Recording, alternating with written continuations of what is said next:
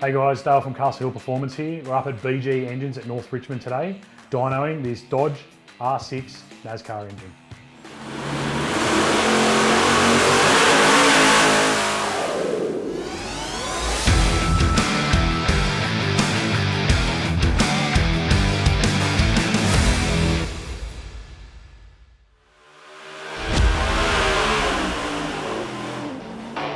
We're dynoing a Dodge NASCAR engine here today for a guy by the name of Craig. We've been on board for a little while now doing all his dyno development work.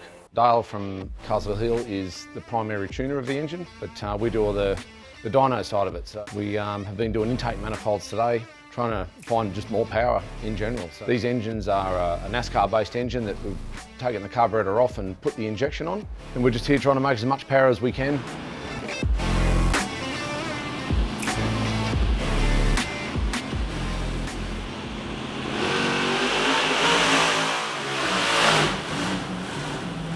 This engine is a ex-Penske NASCAR engine out of their, obviously their NASCAR series. It is an R6, which is the latest version of this engine. If Dodge were to get back into NASCAR, it would be the current engine that they run. So the engine is 6 litres in capacity, makes around 950 horsepower, turns to 10,000 RPM. A pretty nice piece of gear, really. Craig has 2 of these engines. This one is basically essentially standard, which we're just doing all the inlet manifold testing on, and he's running this in his boat. Out in the engine room over there is the other engine, which wasn't a Penske motor, it was just a Dodge motor. And there is a fair few differences between the two, but it's getting some nice treat pistons and all those bits and pieces and different camshafts, so it will be you're hoping to pick up 100 horsepower with that one. Craig, the owner of the boat, actually had a boat before this one that was powered by an LS, so I got involved in that, tuning that motor, and it was a competitive 105 mile an hour boat, and then he had a little incident that sort of put that boat in the scrap heap. So his new boat's as a sailboat, like it's in an aircraft cockpit sort of thing inside the boat. They can run up over 120 mile an hour, no problem at all. Mods that have been done to this engine is basically just the intake side. The actual bottom end of the engine is as it came from Penske, bar some rings and bearings and a few other little bits and pieces. As you'll probably notice, the carburetor's gone. To take it from the carby, it was just a matter of pulling the carby off. Joel at Velocity Engineering made this intake manifold up. This is about the 3rd or 4th different version. We've got all different runner lengths and to shift the power band up and down to get it to where it suits the boat. We have 2 1200 CFM throttle bodies on the top. We run 8 port injectors down the bottom, and inside the plenum is another 8 injectors spraying in the top of the butterflies, and that's what we've been tuning today, is the injectors inside. The engine's controlled by a Haltech Nexus R5. It controls all 16 injectors. We have 8 coil packs down under here, all the sensors, all the safeties. We modified the standard Penske distributor to work as a crank trigger essentially, because there's nowhere to put one on the front of the motor. Yeah, well that is the thing, we use Wi-Fi on the ECU, so I'll sit out there, no cable, it just connects to the ECU.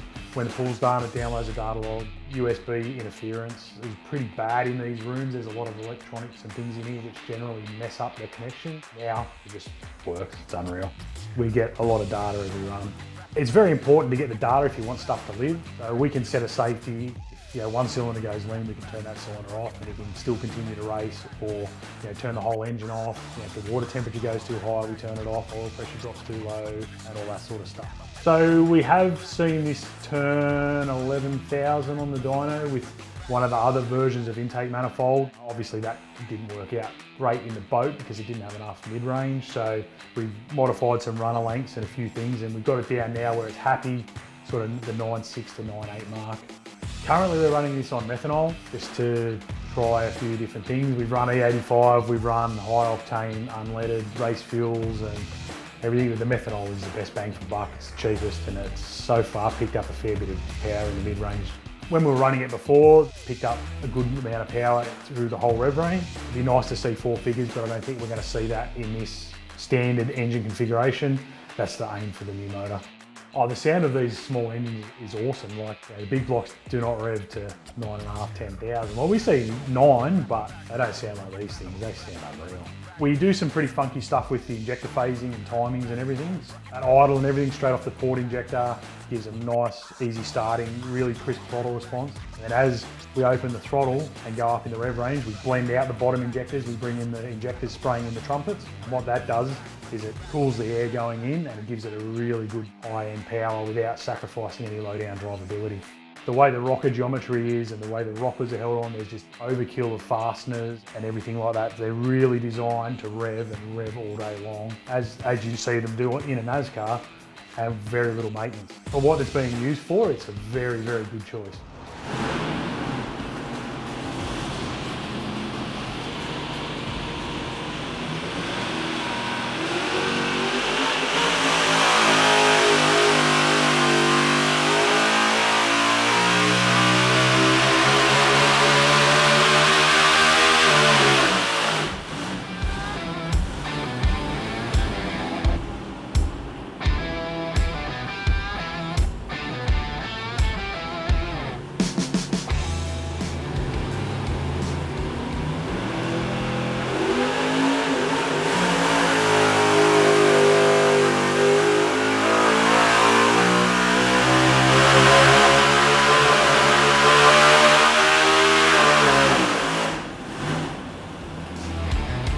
This sport is about prolonged RPM. It's an endurance game.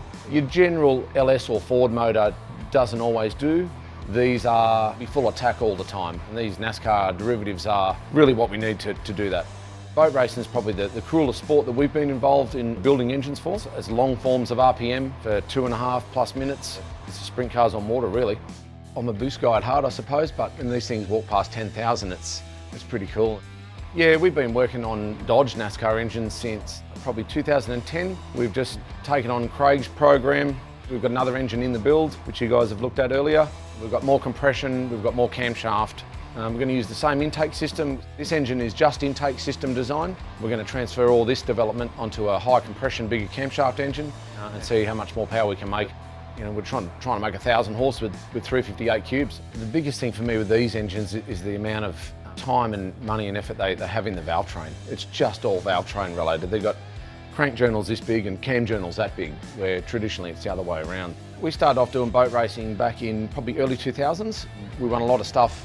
We ventured away from boat racing a little bit. Cars trended in a little bit hard. Drag Challenge come on the scene. We know a lot about boat racing, and I think we can add to Craig's program. He's looking to win. He's not going there to muck around. Yeah, we'll be there to hopefully steal a few checker flags.